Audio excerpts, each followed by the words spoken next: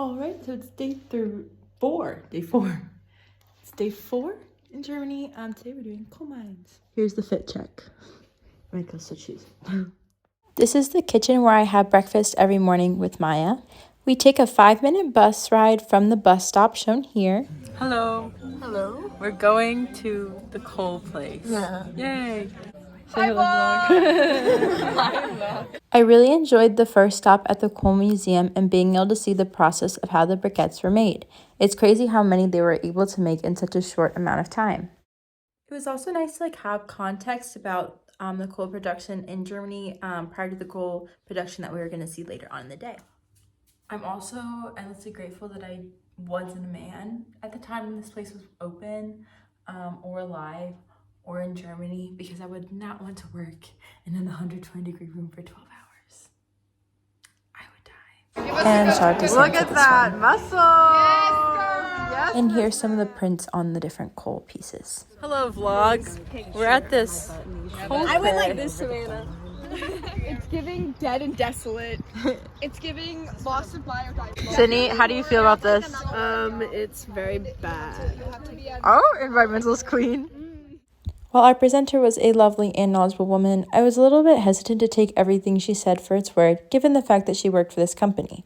Of course, she's going to promote the good things that the company has done and not necessarily recognize all the negative effects that coal can have on a community. It reminded me of CSR that we've discussed in my other classes. CSR, or corporate social responsibility, involves a lot of different components in which the company believes that they're really doing good for the community around them, even if that's not always true. And I think that comes a lot into play with greenwashing, especially at the lake tour that we went to. I feel like there was a lot being done to promote how environmentally friendly the creation of this lake was, and how there was a new home to species that they wouldn't have had before and things like that. But also there's failure to recognize that the reason there's a problem in the first place is because this company took that land and created that mine. It's a difficult thing because obviously you need energy, and coal is one way to do that, and it's hard to decide what risks and what opportunity costs to give up in order to make energy happen. And I think that's a really important question when thinking about sustainability and what is sustainable for the earth, but also what's sustainable for a human population to use and to create and to continue to use for future uses. There were also some nude bathers in the lake. Okay, thoughts on nude beaches? Old, wrinkly, Oh. unpleasant. Oh. Thoughts? Agreed. There's some over there though. Can you zoom in? I don't want to zoom. No. I can't see it. And Sarah gave us a performance of Suit and Tie. Now this is the part that I've really been thinking about a lot, and it reminds me of a lot of things we've discussed. In my other classes, I took environmental injustice and racism this last semester, and we talked a lot about people being moved off of land that they've been on for generations in favor of a new environmental hazard being created, really.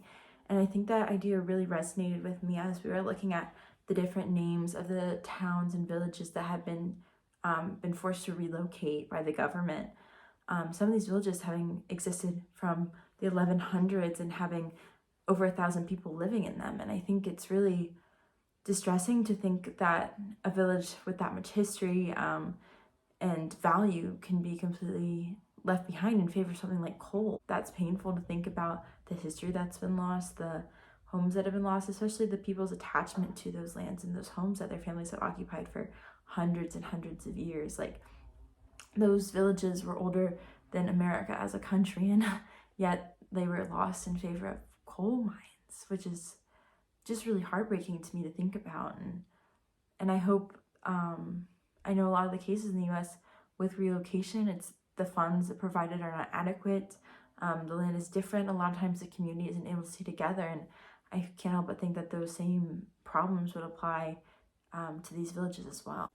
We then went to the power plant, but they didn't really translate for us, so I don't know a lot about what happened, but here's some pretty videos.